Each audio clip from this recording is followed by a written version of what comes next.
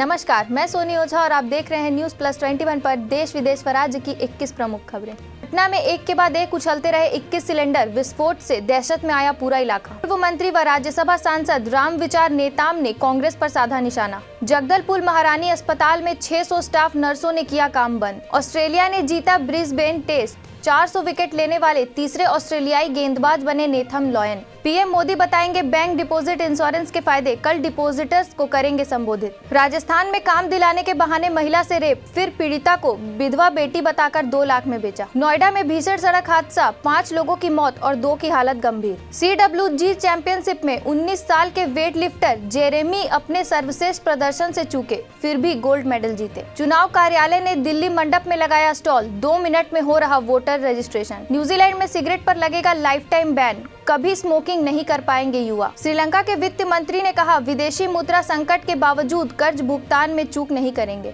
IMO परिषद के लिए फिर चुना गया भारत, बुधवार को होगा अध्यक्ष और उपाध्यक्ष का चुनाव। केंद्र ने राज्यों से कहा, कोविड-19 की स्थिति पर कड़ी नजर रखें। भारत में कोविड वैक्सीनेशन पर संकट, प्रदूषण रोकने के लिए सबसे बड़ी सीरींज फैक्ट्री बंद। तेल कीमतों में इस हफ्ते रिकॉर्ड तेजी, $75 प्रति बैरल के पार पहुंचा क्रूड। राज्यपाल आरिफ ने चिट्ठी लिख CM विजयन को दी सलाह, बोले कानून में बदलाव करें और खुद बन जाएं चांसलर। महंगाई के खिलाफ रविवार को जयपुर में होगी कांग्रेस की महारैली, राहुल और प्रियंका भी होंगे शामिल। गन कल्चर को बढ़ावा देने वाले सिद्धू मूसेवाला के दम पर युवाओं को लुभाएगी कांग्रेस। क्लिनिकल ट्रायल के बिना बूस्टर डोज की सिफारिश नहीं, SEC ने सीरम इंस्टीट्यूट से की डेटा की मांग। कोरोना के बढ़ते मामले पर केंद्र ने 10 राज्यों को लिखी चिट्ठी, कहा कोविड क्लस्टर मिलने पर लागू हो नाइट कर्फ्यू जैसे उपाय। धमतरी जिले में स्कूल से घर लौट रही छात्रा को ट्रक ने रौंदा, मौके पर ही मौत। ऐसे ही देश विदेश व राज्य से अपडेट रहने के लिए हमारे चैनल को लाइक और सब्सक्राइब करना ना भूलें। नोटिफिकेशन के लिए बेल आइकन जरूर दबाएं।